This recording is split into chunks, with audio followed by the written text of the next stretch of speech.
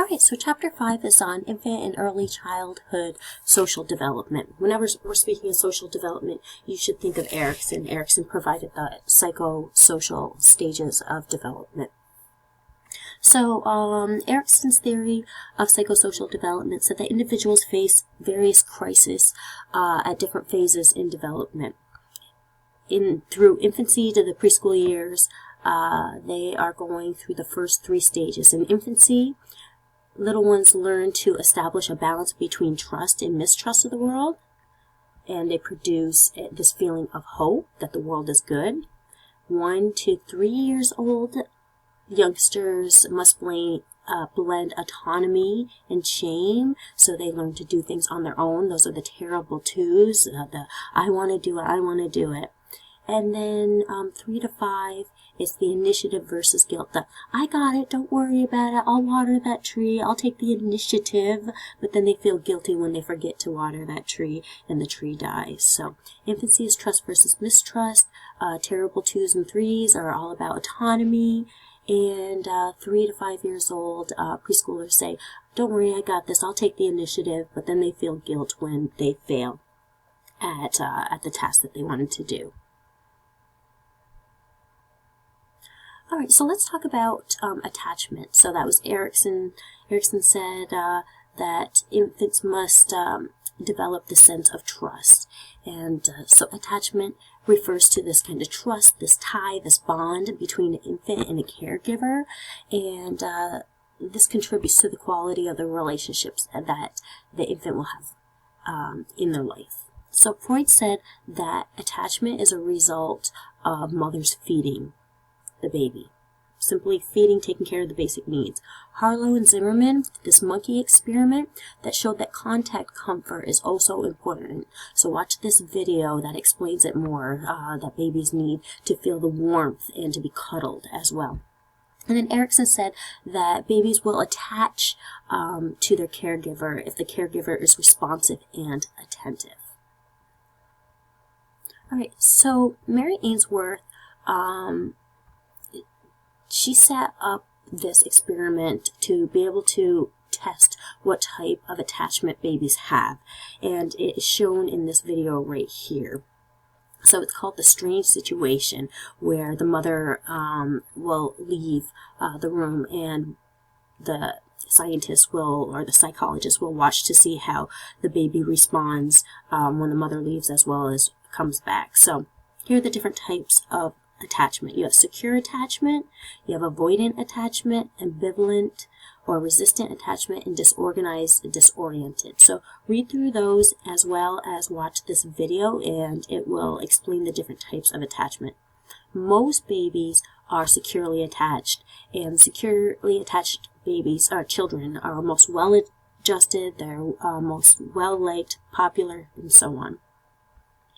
All right, so parents need to act as a secure base for their child.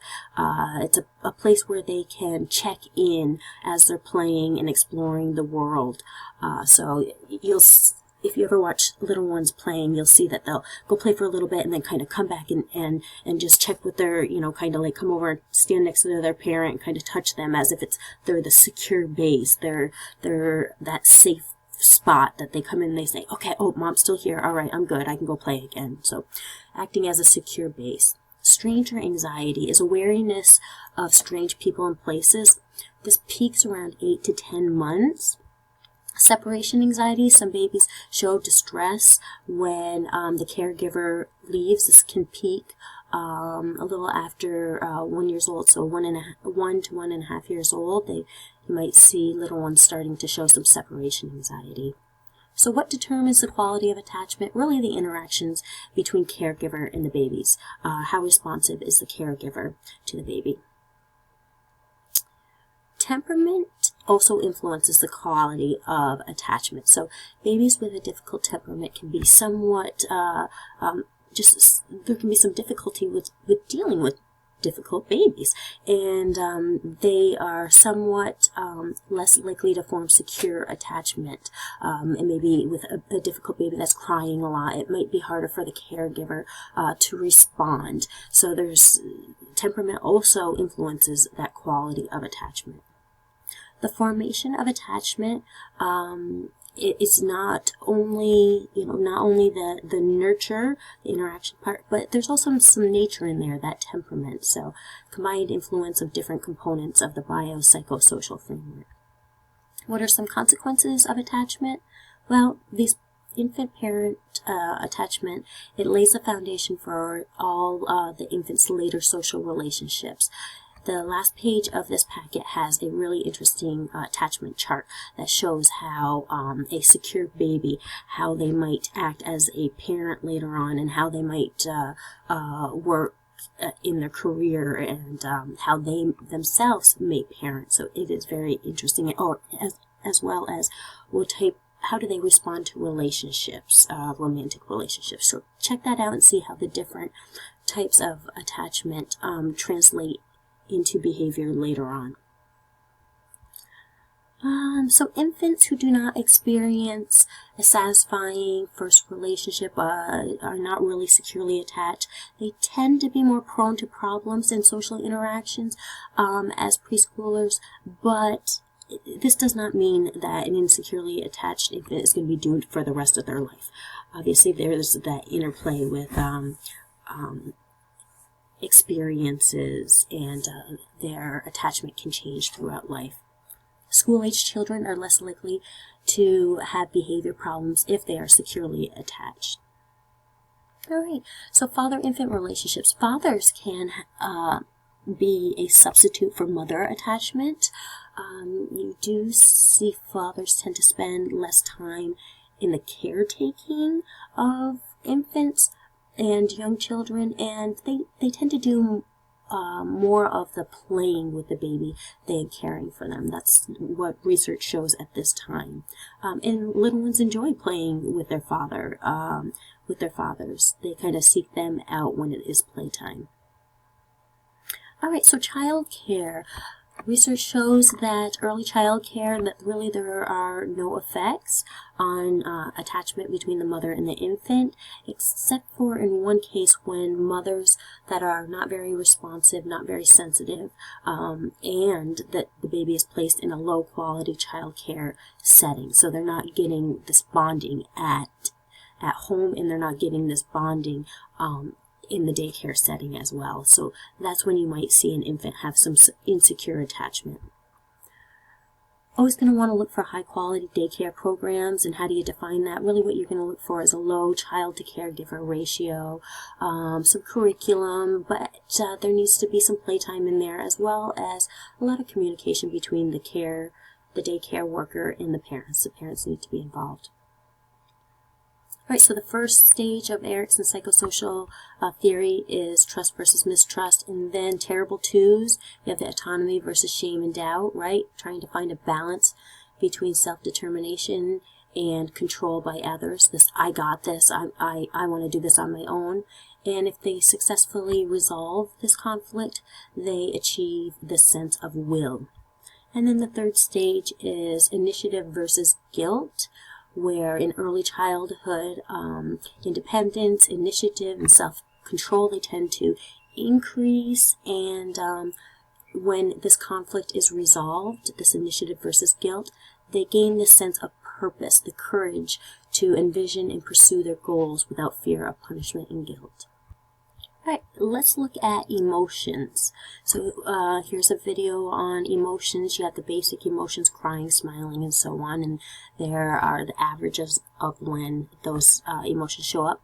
Then you have complex emotions, which are self-conscious emotions, which require self-awareness. Remember, self-awareness can be tested with that rouge test, when you put the red dot on a little one's head, and if they wipe it off, then they have this self-awareness. So self-awareness or self-conscious emotions like envy, pride, embarrassment, empathy, those type of things, they're going to not show up until about 18 months, when little ones are aware. They have this self-awareness. They need this awareness before they can feel an embarrassment. All right. Social referencing refers to when little ones will seek out another person's perception of some sort of situation. Say a stranger comes into the room, the little one might look over at the parent and read the parent's response to the stranger. And if the parent, smiles and walks over and greets the person very warmly, then through social referencing, the little one realizes that, oh, okay, this is a nice person. I can respond to that person in a positive way. Social referencing is a reason why when maybe you might see a parent when their little one falls down and they go, oh, nice fall, good job, huh? And they laugh and they clap and make a big deal out of it, and you're like, what the heck is going on?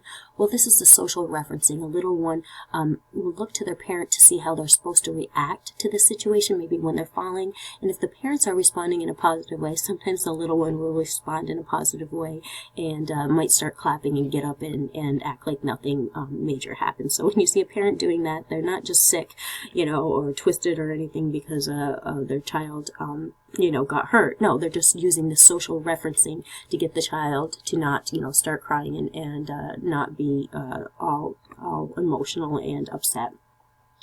Mutual regulation. Check out this still face test. Very interesting. See how there's like this give and take of communication that infants can do. Regulating emotions. All right, little ones start being able to regulate their emotions better as they start getting older. Kids that can regulate their emotions tend to have better interactions with their peers. And here's a video on that, so make sure to watch that. All right, play becomes more social. It will start off as unoccupied behavior, really not playing, then goes on to onlook, and then finally to cooperative play. Watch that video and it'll explain the different stages of play. Imaginary companions. Girls tend to have more imaginary friends, and actually it's nothing to be worried about. What research shows is that kiddos that have imaginary friends are more fluent in language, they're more imaginative, they watch less TV and things like that. Gender and play. So in early childhood, kids prefer to play with same-sex peers. This is a time of boys have cooties and things like that. So little girls like to play games with little girls and boys with little boys. And boys tend to prefer more rough and tumble type play. All right, gender identity. So make sure to watch this video. Gender identity refers to identifying as a girl or a boy. And this happens about 2.5 to 3 years old. All right. Preschoolers take violating gender roles very seriously. If a little boy is asked if he can ever wear a dress, he's going to be like, oh my goodness, no. So they take the whole gender roles very seriously at this age, and a lot of it having to do with they're just learning what these gender roles are. All right, gender differences. So girls and boys on average are very, very similar, but there are some differences, with girls tending to have better verbal skills, less prone to problem behavior, but they do use relational or psychological aggression more. They are more likely to use that. So that's more of the rumors, name calling, withholding friendships. Whereas boys, they tend to have poor memory skills. They tend to be more physically active, and instead of relational aggression, they use more physical aggression. So let's see, these different theories of gender differences, different explanations for these gender differences. You have the biological approach that says these gender differences between boys and girls is really just the result of hormones and brain differences. The psychoanalytic approach, Freud's approach, says these gender differences are a result of little boys identifying with their father. Remember I talked about that, because little boys will fall in love with their mother, and as a way to make sure that their father is not mad at them for loving their mother, they will start to act like and adopt the characteristics and really identify with the father. So Freud said, you have these gender differences because a child starts to identify with the same-sex parent. Cognitive theory says it's all about our thinking, the way that we think about gender. You realize that, okay, I'm a boy, therefore I should play with cars. It's just about the way that we think. And then social cognitive is about Observational learning, we learn gender through socialization, through our parents, our peers, the media, and so on. Prosocial behavior. Prosocial behavior. Little ones start to show empathy by trying to comfort a sad person about 18 to 24 months. Theory of mind really helps with this too, and most 4-year-olds have a theory of mind.